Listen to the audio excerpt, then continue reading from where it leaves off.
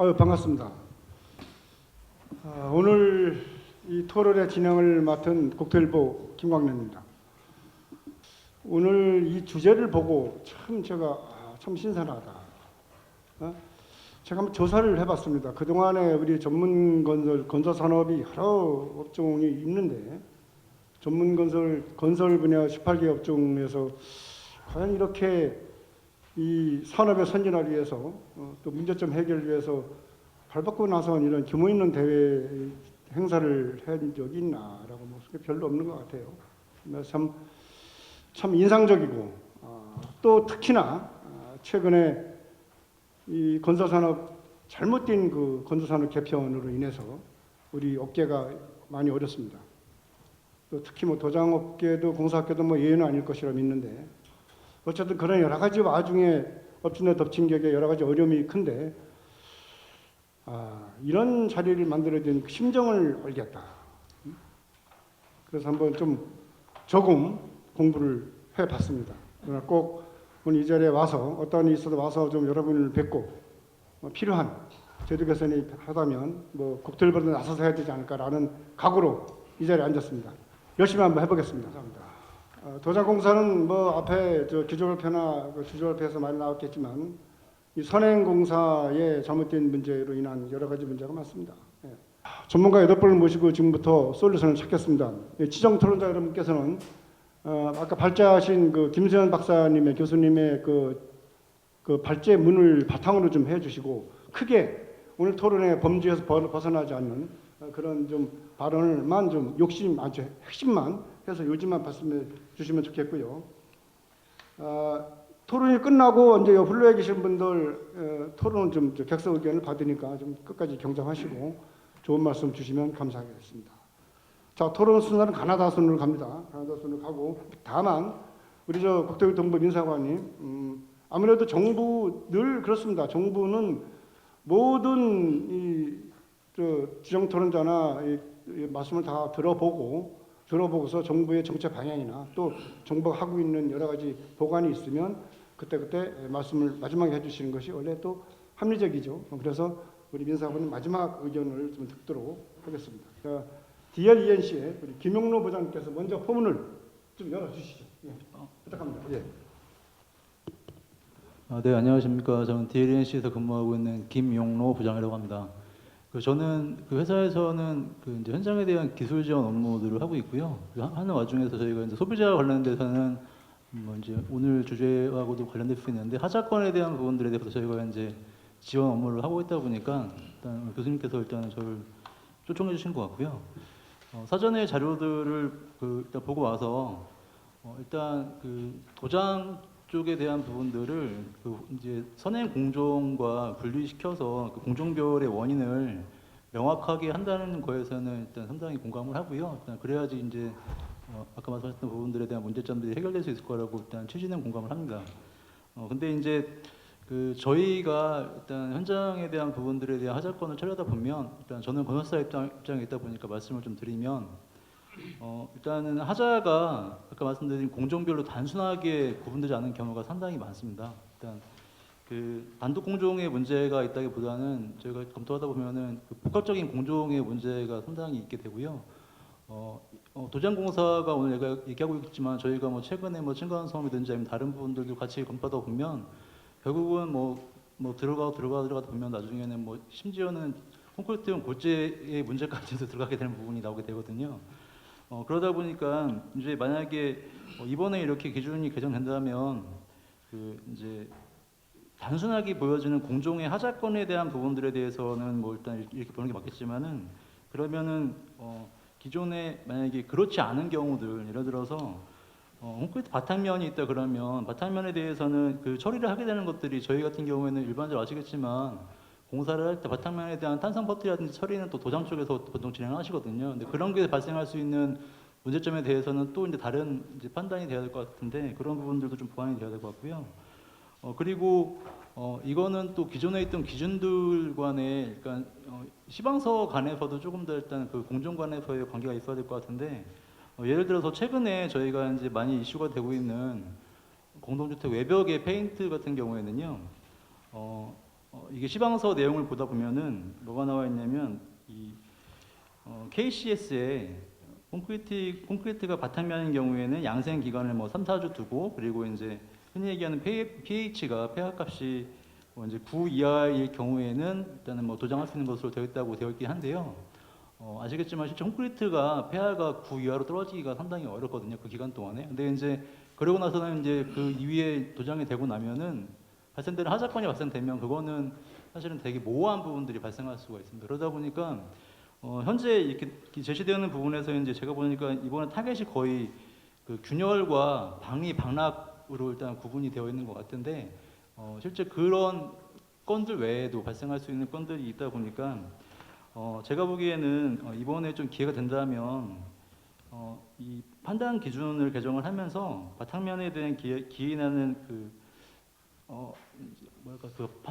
판정에 대한 방법들도 좀 명확하게 제시가 되어야 되지 않을까 생각을 합니다. 정확한 판단 기준이 나오게 되면 저희 건설사 입장에서도 품질 관리를 할 때 이러이러한 부분들은 이런 판단 기준에 근거해서 어떻게 좀 품질 관리를 하면 되겠구나 하는 부분들이 나올 것 같고요.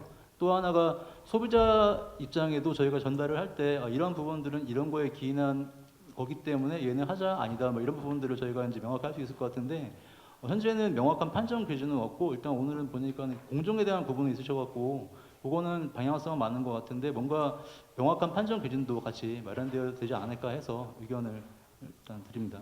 이상입니다. 시간 박수 한번 주시죠. 예. 시간이 3분 반밖에 안 쓰였습니다. 그럼 이렇게 되면 이제 다른 분들이 좀 많이 말씀을 하실 수 있죠, 그죠? 네. 자, 우리 김 부장님께서는 하자 판정 기준, 하자 판정 방법의 명확성을 추가로 말씀을 하시고 필요하시다. 그래야지 아무래도 수급께서 수급자로서의 또 대응도 할 수 있겠고요, 그죠? 네. 고맙습니다. 자, 다음은 세원기술연구소의 김재성 감사님 말씀. 네, 안녕하세요.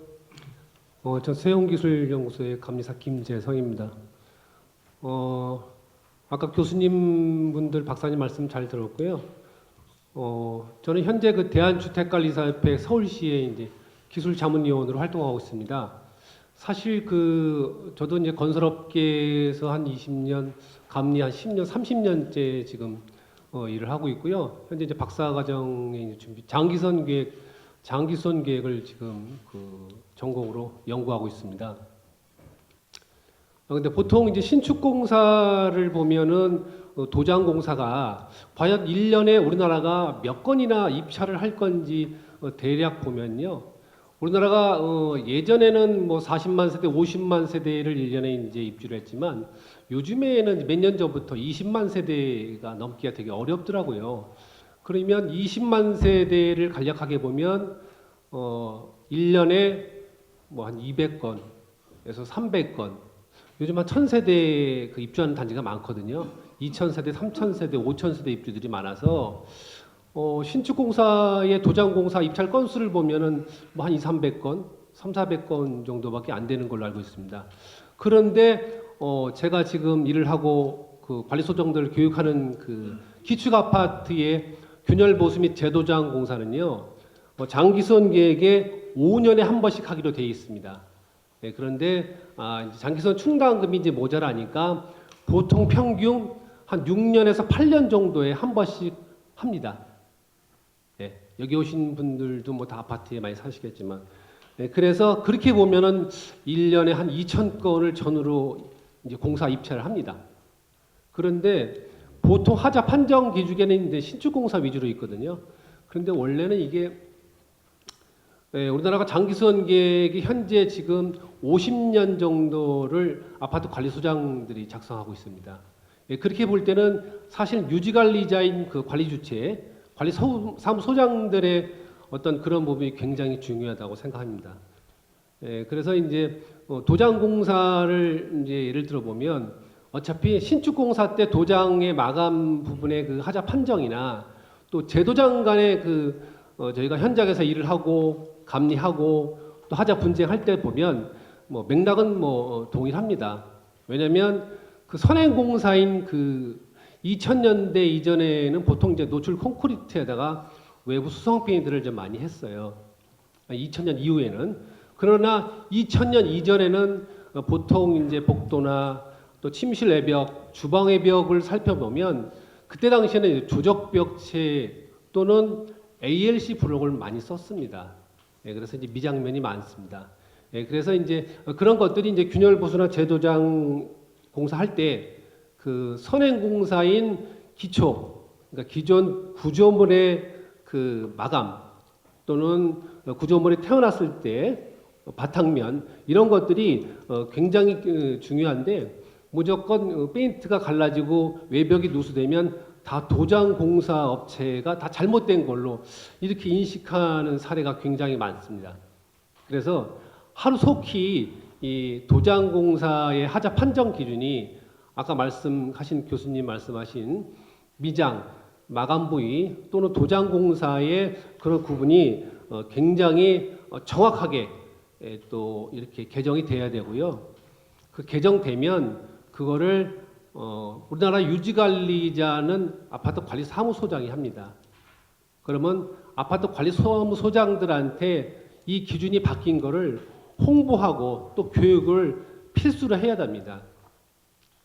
아무리 전문가라도 신축공사에는 뭐 설계하신 분, 시공하신 분, 감리하신 분이 많지만 이쪽 제도장공사 쪽에는 사실 그런 분이 많지는 않습니다. 그래서 그런 부분을 또 홍보하고 교육하는 게 좀 필요하고요.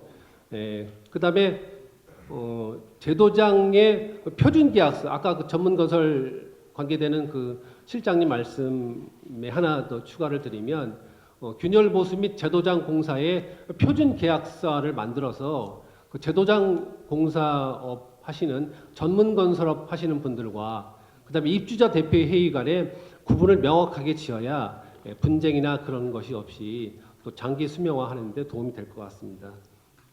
또 하나 말씀드리면 지금 신축 공사의 그 외벽 로프공 달비개 작업할 때 그 안전사고 나는 거를 고용노동부 자료를 보면 지금 3년 동안에 38명이 사망을 했습니다. 그런데 36명이 다 제도장 공사입니다. 아세요 이거? 네. 지금 되게 심각합니다. 신축공사는 안전관리를 철저히 하지만 제도장 공사 하시는 분들은 지금 36명이라는 거는 이게 보통이 아닙니다. 예, 그래서 제가 제안을 드리는 거는 외벽 로프공의 그 전문 기술 학교를 국가기관에서 지원해서 운영을 해야 된다고 생각하고요. 두 번째는 외벽 로프공이 안전인증제를 도입해서 그 인증을 받고 나서 현장에 작업해서 이렇게 할 수 있도록 그렇게 또 제도가 바뀌어야 된다고 생각합니다. 또 하나는 신축공사 아파트들은 안전기사나 안전관리사들이 있어서 철저하게 하지만 현장 들어갈 때 입장도 못해요. 그렇지만 제도장 공사는 그렇지 않습니다. 얼마 전에도 인천 송도에서 또 한 분 돌아가시고 그 전주에도 서울에서 또 한 분 돌아가시고 계속 지금 사고 납니다. 다 제도장 공사 현장에서 사고 납니다. 이런 것들을 전문가분들이 좀 목소리를 높여가지고 그거를 개선했으면 합니다. 예, 이상 마치겠습니다. 네, 감사합니다. 네.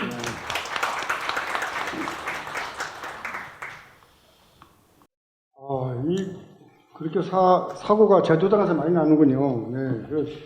신축이 아닌 기존 아파트의 제도장 분야도 우리가 재고 고려해야 된다는 말씀이고, 표준계약서 제정이 필요하다. 이런 3년에 38명에 36명이 제도장에서 사망사고가 발생했으면 이거 심각한 문제군요. 예, 이거 우리가 꼭 우리 민상관님 여기 듣고 계시니까 좀 새겨 들었으면 고맙겠습니다. 자, 다음 가겠습니다.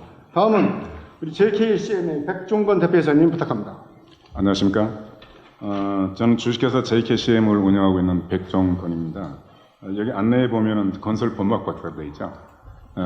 저는 이제 건축을 전공하고 현재까지 건설 관련 45년을 하고 있습니다. 한 30년 건설회사, 그리고 15년 정도는 건설 분쟁, 이쪽에 이제 하자 관련 그런 업무를 전문으로 하고 있죠. 그리고 건설 안전 진단 기관, 이렇게 하고 있어서 이쪽에 이제 건설 분쟁 쪽이라고 그래서 이제 건설 법무를 전공한 저를 이쪽에 이제 변호로 선임받습니다. 우선 공동주택 전문 건설업, 즉 하도구에 관한 문제로 해서 포괄적으로 다루신 박승국 박사님과 그걸 받아가지고 이제 도장서 관련에 대한 하자조사 판단 기준을 마련시고 1년씩 수고해 주신 그 교수님께, 김수영 교수님께 우선 감사드립니다. 하자 담보 책임이라고 하면은 전체적으로 이제 우리 여기서 다뤄져야 될 게 원청과 하청의 문제가 1번이 되겠죠. 2번은 도장에서 직접 발주받아서 하는 거. 좀 전에 제안하셨던 그 아파트에서 직접 수주하는 거. 크게 두 가지로 구분해서 해야 될 것 같아요. 오늘 이 모인 데는 아까 참석하셨던 분 보니까 도료 업체, KCC나 이런 도료 생산하는 업체도 많이 오셨던 것 같고, 그리고 이제 실제 가장 피부하다는 우리 그 하도급 업체, 전문 업체. 여기 오신 이유가 뭐겠어요? 돈 때문에 온 거죠. 우리가 내 억울하지 않게 돈을 버리지 말자는 거잖아요. 내가 잘못했으면 이제 하자에 대한 책임을 져야 되지만 내 책임도 아닌데 왜 책임을 져야 돼? 하는 게 우리 건설 품질 기술사회가 1년 동안 고민해 왔던 것 같습니다. 그럼 내 책임이 아닌 게 무엇이냐라는 걸 이제 따져봐야 되겠죠. 건설 프로세스에서 쭉 우선 계약만 명확하게 돼 있으면은 그 법원에 가서도 따지면 됩니다. 그러나 법원에 가지 않고 해결하는 게 가장 좋은 거죠. 그럼 어떻게 안 가려고 그럽니까? 법으로 가면 이렇게 될 거야 라고 미리 이제 예고해 놓으면은 그건 소송을 안 하겠죠. 어차피 질 것 같으면 소송 안 하니까. 그래서 일단 계약을 명확하게 해놔야 되는데 건설 회사와 관계에 있어서는 사실 그 계약서가 좀 많이 안정이 되어 있습니다. 표준 계약서도 있고. 근데 가부의 그 우월적 지위로 계약이 된 경우가 많긴 합니다. 그래서 저희들이 제안하기는 이제 국토부나 이런 데서 표준 계약서를 이제 이렇게 다시 제시해 줄 때 아까 발제자들이 했던 그 내용들이 충분히 들어가서 건설에서도 강제로 사용할 수 있도록 의리 책임과 가부 책임이 있어서 이 바탕 처리에서 잘못된 부분은 도장의 경우는 어떻게 한다. 자, 첫 번째 발제해 주신 그 박승국 박사님이 도장뿐만이 아니고 모든 전문 건설업의 애로사항을 다 말씀하셨으니까 뭐 도장만 해달라는 게 아니고 모든 전문업체의 그 계약에 불리하지 않는 그 계약서부터 먼저 돼야 된다. 그건 이제 앞으로 마련되리라고 이제 기대합니다. 그런데 나중에 가서 법원이나 또는 대한사정중의 소송에 의해서 중재에 의해서 해결되는 것까지 가지 않게 하려면은 그 이전에 건설분쟁조정위원회에서 하면 되죠. 그게 지금 우리가 말하고 있는 그 판단 기준이 됩니다. 그러나 저는 이제 법원 감정하는 입장에서 법원에 가면 국토부 기준 또 안 씁니다. 예를 들어서 0.3mm 이상의 균열로 하자로 본다라고 법원에서 규정하고 있는데 뭐 다르게 또 해석을 하는 거예요. 건축 구조 학회에 가면은 학회는 또 다른 말 합니다. 또 그들은 이제 주로 이제 건설에서 편을 들어서 하죠. 그럼 하도급 업체나 우리 건설과 관계없는 수분양자, 입주자들은 또 다른 얘기를 합니다. 이해 당사자들이 다 다릅니다.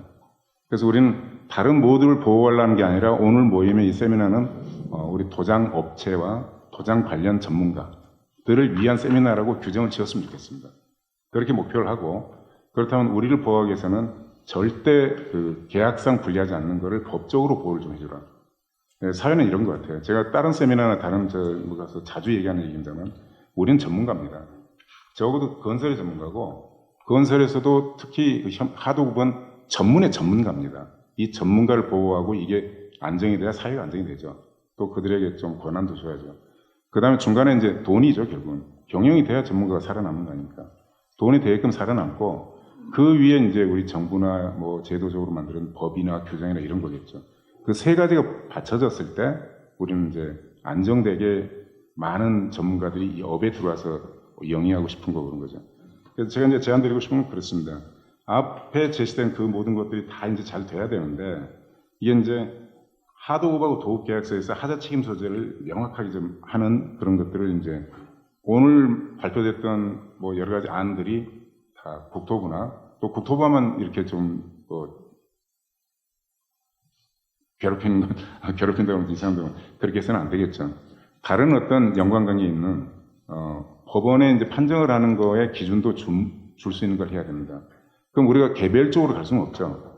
그럼 이제 품질에 대한 전문가는 대한민국에서 최고가 어딥니까? 사다 보면 한국 건설 품질 기술사입니다.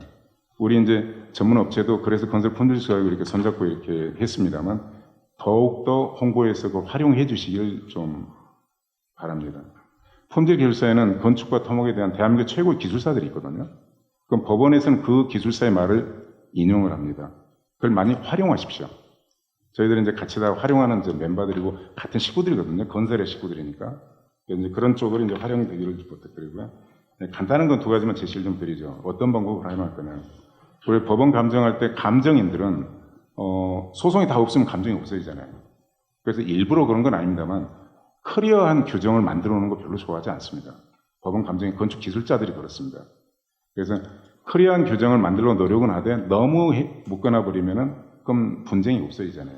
그래서 그렇게 가야 되긴 합니다만 또 그렇게 너무 모든 법들을 만들 수 없기 때문에 그래서 이제 활용을 해야죠. 계속 반복적으로 있는 얘기가 모니코트 상도가 뭐 페인트 저기 수성 페인트 수성 그 사인펜으로 해가지고 지워지느냐 그렇게 테스트하거든요.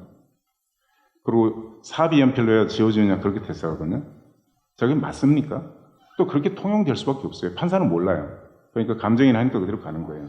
그러면 이제 원고나 피고나에서는 불리한 쪽에서는 그 방법까지도 아닌데요. 상도하고 중도하고 섞어가지고 해도 되는데 그런 일들이 아직도 반복되고 있습니다. 몇 년째. 그럼 그걸 어떻게 할까요? 여기 이제 우리 도장협회든 아니면 어떤 소송 관련된 데에서 우리 사단법인 한국건설품질기술사회 의견을 하나 가지고 가주십시오. 오늘 이제 세미나를 많이 주관했던 우리 서울과학기술대학교 오상 교수님 연구실에도 좋고, 그러니까 어쨌든 간에 그 의견을 한번 활용하면은 이게 상당한 효과는 파장이 있을 겁니다. 한 가지만 더 말씀드리면은 주차장 바닥 에폭시 두께, 뭐 에폭시가 뭐 라이닝이냐 뭐 코팅이냐에 따라서 0.3mm냐 3mm냐 막 하는 것도 아무것도 아닌 걸 가지고 감정인이 잘 몰라요. 또 도장 전문가인 우리 전문가도 공격하려고 하는 소송의 그 사람들한테 전문적으로 못하는 경우가 있습니다. 그래서 그런 부분들도 어떤 방법으로 도장 두께 측정 어떻게 합니까? 도막 두께 측정기 있죠. 딱 되면 몇 미리 나오는 거. 그런데 그 철분 되지만 이 밑에 울퉁불퉁한 그 주차장 바닥에 어떤 부분에서 재수 좋으면 두껍게 나오고 어떤 부분은 어떻게 하냐. 그럼 측정 기준을 또 우리가 제시를 한번 해줘야 됩니다. 거의 다 하고는 있습니다만 어떤 게 맞은지 모르고 판단하거든요. 법원 재판부는 건설 재판부에 안 가려고 그럽니다. 제일 귀찮다고 그래요, 판사들이. 그래서 그런 쪽의 전문성을 우리가 넣어줘야 됩니다. 그래서 오늘 세미나가 이제 우리 건설 품질교사와 같이 된 거고 하니까 품질교사를 앞으로 적극 또 활용해 주시고, 그럼 이제 품질교사는 누구를 편을 들겠습니까? 일반 주민을 편들겠습니까? 다 기술자들인데 우리 같은 밥 먹는 기술업에 종사하는 전문가들을 도와서 의견 써주죠. 최대한 품질교사를 활용해 주시기를 다시 한번 홍보 겸 제가 잠깐 이 말씀 나누겠습니다. 네. 감사합니다. 회장님 1분 초과했습니다. 네, 죄송합니다. 네. 참 품질 분야만이 결국 뭐 우리 도자공사의 품질 확보가 국민 안전을 도모하는 그런 최후 보울 아닙니까? 예, 100번 지당하신 말씀이시고, 원하고도 하도급 계약서에 뭔가 명확한 기준을 마련하자, 뭐 표준계약서 등에 이런 말씀을 좀 중점으로 주신 것 같습니다. 자, 다음으로 가겠습니다. 다음에는 우리 건설화재에너지연구원의 안동건 상무님 부탁드리겠습니다. 예. 네, 반갑습니다. 소개받은 안동진입니다. 저는 그 시공회사에서 한 30년 넘게 일을 했고요. 현장 한 20개 정도 하고, 현장 소장으로 한 4개 정도 했습니다. 기술사로는 시공기술사, 품질기술사, 건설안전기술사, 이렇게 현장에 있을 때 좀 많이 도움을 받아서 기술사를 따고, 지금은 그 품질 점검, 그다음에 시험, 그런 업무를 좀 하고 있고요. 아까 이제 제가 계속 그 말씀을 드리면서 현장 소장이나 이제 홍사팀장 하면서 제가 일을 그렇게 시켰는데, 일을 다 그렇게 지나고 나니까 그렇게 그 시간도 없고 그래가지고 막 밀어붙여가지고 한 거에 대해서 되게 죄송스럽게 생각하고, 그로 인해서 또 하자가 많이 발생되고, 여기 전문업체 그 도장 이런 모임이 세미나가 만들어진 게 너무 억울하다 그런 생각이 많이 듭니다. 그리고 억울하시고 또 잘못했다 좀 분명히 좀 말씀드리고 싶습니다. 일단은 제일 잘못된 게 뭐냐면 그 아파트의 깽폼입니다. 깽폼이라는 게 아시다시피 철판입니다. 철판으로 이렇게 좀 싸게 거푸집을 하기 위해서 비계를 안 메고 하기 위해서 만들어진 그런 우리나라 그 특유의 그런 공법인데요. 그 철판으로 하다 보니까 이게 면이 매끌매끌해요. 그래서 그 레이턴스도 도망가지고 다 표면에 붙어 있고, 그리고 제일 안 좋은 게 그 유성 그 방리제를 사용합니다. 수성 방리제를 사용하면 이게 바로 증발돼 버리기 때문에 나중에 거푸집 해체가 안 돼요. 해체공들이 주로 이제 중국 사람들인데 해체가 안 돼서 뭐 빠루로 제끼고 그러다가 뭐 사람이 떨어져 죽기도 하고 뭐 그렇습니다. 그래서 방리 때문에 유성 방리제를 다 사용합니다. 그 유성 방리제를 사용을 하면 안 되는데 그걸 이게 막는 사람이 별로 없어요. 지금 와서 보면 기사들도 그냥 새카만 폐허 같은 그런 유성 방리제로 해가지고 그렇게 하다 보니까 그거를 또 다 갈아내야 되거든요. 다 갈아내고 완전히 모체가 드러날 만큼 그 표면을 레이턴스 그다음에 유성 방리제 그 유분을 다 제거한 다음에 도장을 해야 되는데요. 그 우리 현 그 계약 시스템이 골조공사 할 때 도장공사가 계약이 안 됩니다. 저도 현장 소장하면서 도장공사 나중에 그 계약이 되다 보니까 그러면 그거를 견출해서 좀 하고 있거든요. 견출해서 하다 보니까 견출에 그 외국인들 이제 면적으로 해배당이라고 그러는데 면적당 탕뛰기로 해가지고 하는데 그 사람들은 아무 의식 여기 외국인 계신지 모르겠지만 의식이 없어요. 그냥 벽에다가 풀만 칠하면 돼요. 풀만 칠하면 일한 거예요. 그러니까 그 유분 이런 거 레이턴스 하나도 제거 안 하고 흔히 우리 얘기하는 우라라고 그러죠. 면이 막 햇볕에 보면 엉망진창이잖아요. 철판이기 때문에 철판이 휘기 때문에 공구리 치고 처음에는 괜찮지만 막 휩니다. 철판 자체가 치갑에 의해서 그 하나도 안 잡고 올라가요. 하나도 안 잡고 올라가기 때문에 견출도 그냥 뭐 거기다가 원래 갈아내기 다 해야 되는데 갈아내면은 난리가 납니다. 주변에서 민원이 걸려가지고 뭐 도심지에서 뭐 난리가 나요. 그런 것도 있지만 품이 많이 들어가기 때문에 그냥 바르고 올라갑니다. 거기에 나중에 이제 아까 말씀하신 도장하시는 그 도장군들이 로프 타고 거기다가 그냥 뭐 대충 퍼티만 하고 할 수밖에 없어요. 거기 그 자체를 손댈 수가 없어요. 조인트도 마찬가지고 조인트도 뭐 마찬가지고 면도 그렇고 하나도 손을 댈 수 없는 상태에서 그 후행 공정은 그냥 뭐 다 뒤집어 쓰는 거지. 한마디로 다 뒤집어 쓰는 겁니다. 나중에 몇 년 지나면은 균열 가고 들뜨고 뭐 또 아파트 주민들이 요즘 입주민들이 굉장히 의식이 높으셔가지고 해가 뜨고 질 때 동양 서양에서 다 봅니다. 그러면 면이 아주 안 좋죠. 그래서 다 갈아내라고 하고 그거를 다 도장공사에서 부담한다는 건 말이 안 된다고 생각합니다. 그래서 그 깽폼의 문제점을 제가 말씀드렸고 그게 이제 우리 표준 시방서라든가 이런 거에 다 반영이 돼서 전체 다 갈아내고 해야 된다는 거 말씀드렸고 유성 방리제를 사용하면 안 된다 그 말씀드렸습니다. 그리고 감리의 역할에 있어서 감리가 골조에 대해서는 홀드 포인트가 돼가지고 그게 감리 승인이 없으면은 다음 진행이 안 되는데 도장이나 견출은 뭐 그런 행위가 없어요. 나중에 층당위로 이렇게 해는 뭐 바닥 미장할 때 그 말고는 홀드 포인트가 감리가 이 검측을 확인을 하지 않습니다. 현행. 그래서 그렇게 중요하고 하자가 많고 입주민들의 생활 편의를 위해서 전 나라가 노력을 해야 된다면 마감공사 특히 이제 도장공사 전에 감리의 홀드 포인트가 반드시 선행이 되지 않을까 그게 있어야 되고요. 마지막으로 한 가지 더 말씀드리면은 이런 공정이 변화될 때 인수인계 과정이 필요하다고 봅니다. 체크리스트. 그래서 골조에서 끝나고 넘어갈 때 뭐 견출이나 아니면 미장 쪽에 넘어갈 때 반드시 인수인계를 하고 이게 뭐 저희가 다 체크해가지고 좀 면이 안 좋은 거 그런 뭐 보수해달라 크랙 간 거 균열 간거 그 충전해서 에폭시로 충전해달라.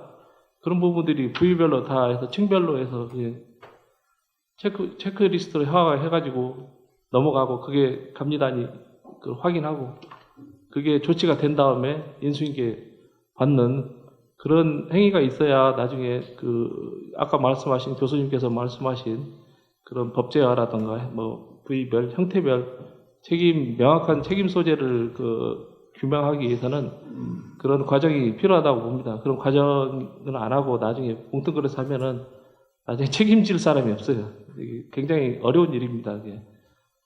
그래서 그런 부분들이 디테일하게 좀 정리돼서 나중에 법제화되면은 이제 콘크리트 타설하는 부분에 있어서도 많이 조심을 하게 될 거고 공동주택의 품질이 상당히 좋아질 거라고 생각됩니다. 이상입니다. 네, 박수 한번 주십시오. 감사합니다. 오늘 아마 우리 토론회의 키워드가 이제 이거 아닙니까? 이 도장공사업체가 모든 것을 뒤집어 쓴다. 책임을 지고 있다라는 거 오늘 뭐 포인트를 말씀하신 것 같고 유성방제 사용 금지 등 여러 가지 제도적으로 좀 그런 표준수방서 개정이라든가 이런 책임 소재의 명확성, 명확할 필요가 있다. 이런 말씀을 주셨네요. 감사합니다.